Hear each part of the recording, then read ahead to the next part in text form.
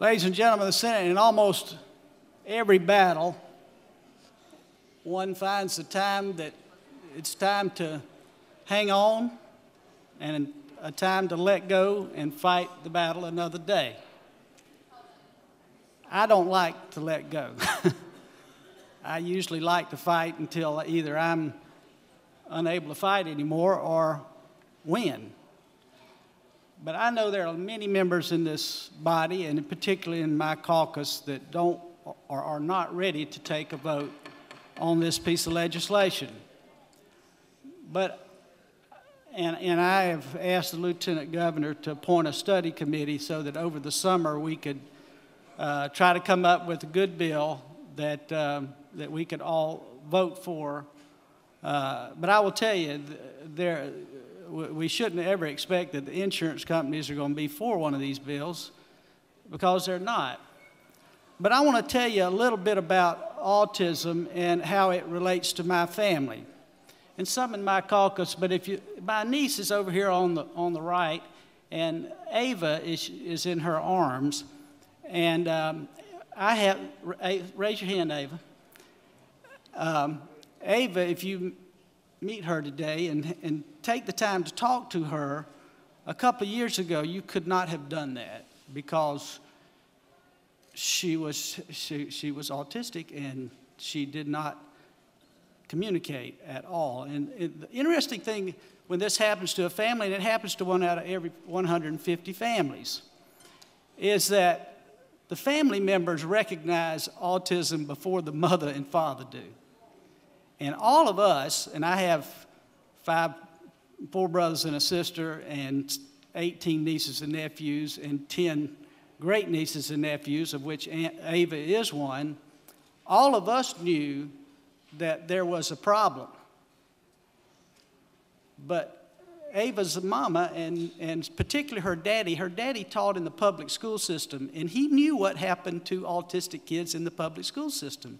They got put in with everybody else that was from severely, profoundly emotionally disturbed to, and they just grouped them all together, and they got basically all the same treatment. And he did not want to admit that his daughter would wind up in that position. Well, Ava's parents, they kept for about a year, they said she's got a hearing problem. It didn't matter if she would lay on the floor and scream for hours, uncontrollably. And I can't tell you, I mean, her mother's been through all of it. She can't speak it well, but I'll just tell you, we all knew it, and they were slow to come to admit it. So they took her to hearing doctor after hearing doctor. They thought she couldn't talk because she couldn't hear. Well, she finally went to a neurologist, and they told her what she had. Now, insurance, state merit, which Ava's husband is Anna's husband is a teacher, they cover the diagnosis. They just don't cover anything after the diagnosis, but their plan states that they cover autism, but they don't cover the cure. And of course, we didn't know there was a cure. In fact, all of us thought that Ava would at some point in time be institutionalized.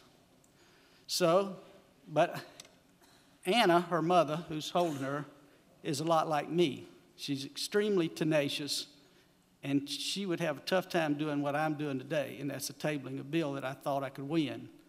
But she buried into finding a cure for Ava and found a therapy called ABA therapy, which is more or less a behavioral modification therapy, and she found a doctor to prescribe her to a therapist that was frankly wonderful. And in about a year and a half, Ava knew 1,000 words. And the first one was mommy, and they first taught her sign language. So if she wanted juice, she had to sign for juice. And they had to teach Ava's whole family, if she lays on the floor and screams, you don't recognize it. But if she does something right, you recognize it and reward her. And today, if you saw Ava playing with all her nieces and cousins, you could not pick her out. And she will go to school on grade level. Now, we did, as a family, we covered the cost of this.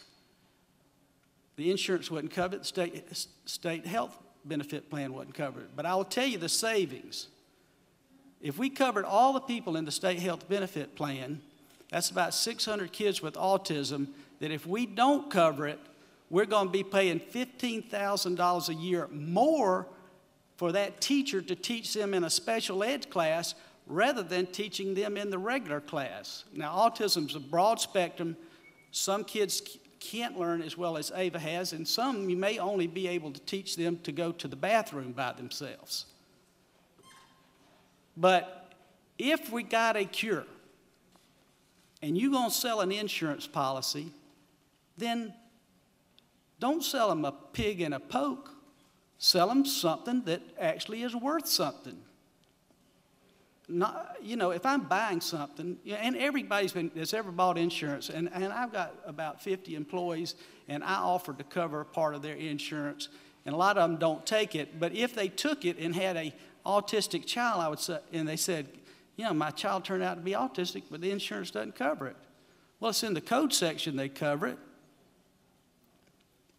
The truth of the matter, we found something with autistic kids that works, and it ought to be covered. If you're going to cover it in the code section, and if you're not, then so be it. And I understand. I've never voted for a mandate up here.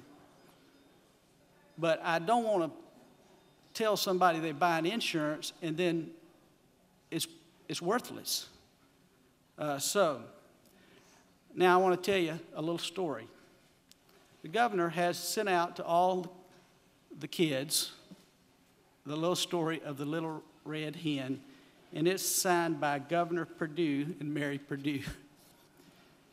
And I don't know if you know the story of the little red hen, but it's long. And, there was a dog and a cat and a mouse and a hen. And the hen was the person that did all the work. And the dog just liked to sleep on the porch, and the mouse in the house by the fireside. And the cat liked to sleep on the couch. And the hen, she was always working. So one day she found some grain, and she decided she would plant some grain to make wheat.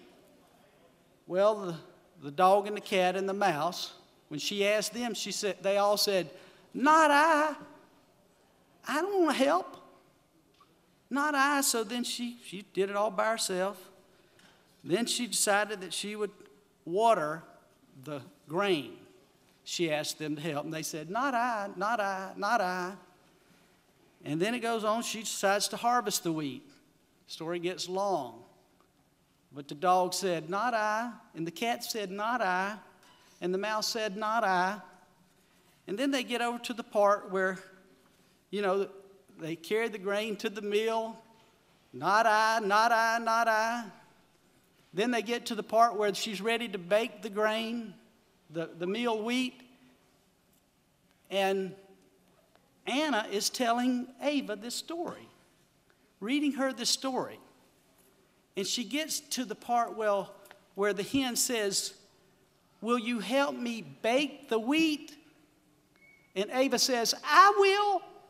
I will." She's so frustrated, and autistic kids get very frustrated. She's so frustrated that the dog and the cat and the mouse won't help, that she says, "I'll help," which is where you want autistic kids to be, away from their frustration and to the point that they can be contributing members of society. So here's what I'm asking you to do.